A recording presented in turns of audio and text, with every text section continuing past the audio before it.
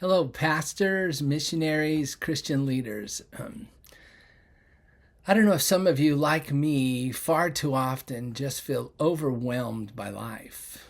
This morning was one of those days. I woke up and ministry conference is coming up, and there's so much on my plate, too much for me to handle. And so I dove in, tried to get some things done, but that anxiety, stress just didn't leave me. So I thought, well, I'm going to go take a walk.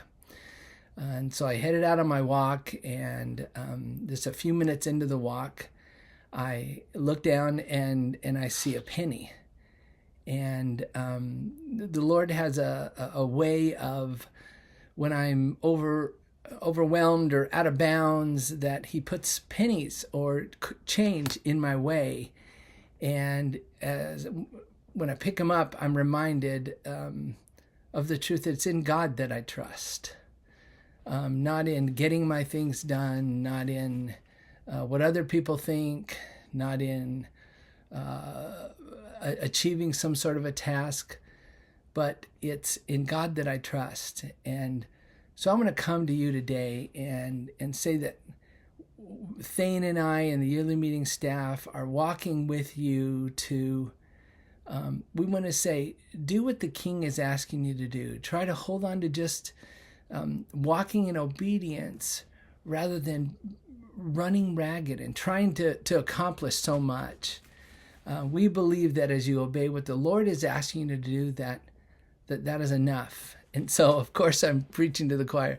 For me, is it true that I can do what I believe the Lord's asking me to do, and that'll be enough? Because at times it sure doesn't feel that way. It feels like I have to meet all these expectations and achieve my own goals that the Lord may not even be excited about. And so I'm going to work with you and try to walk in faith. Now, the faith chapter, some of you know that, I'm just going to read Hebrews 12:1. Therefore, since we are surrounded by such a great cloud of witnesses, let us throw off everything that hinders, and the sin that so easily entangles, and let us run with perseverance the race marked out for us. And now, before that, he lists all these saints that walked by faith.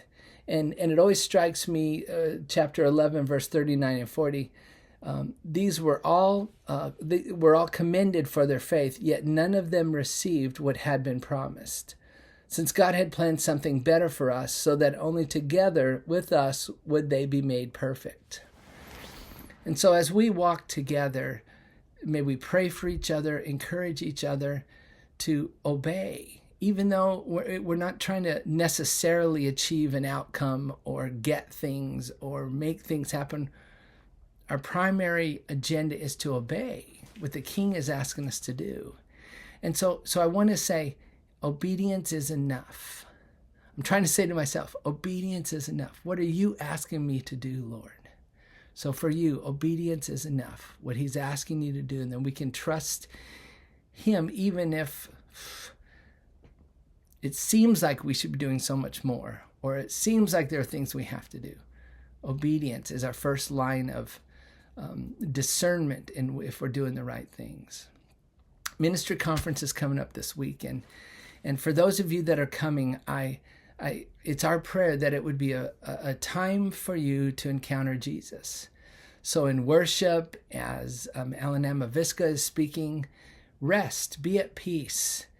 And we also want to then, now, as you're speaking to us, Jesus, how do we move from here to engage our world? And so we're believing that as we walk in obedience, seek Him, that we'll encounter Him and see through His eyes how He wants us to engage our world. So even if you're not coming, we're going to pray blessings on you, that you may have times of rest with Him and obey what He's asking you to do. Thank you for all that you do in loving so many people. May you feel the Lord's pleasure on you. May you be blessed.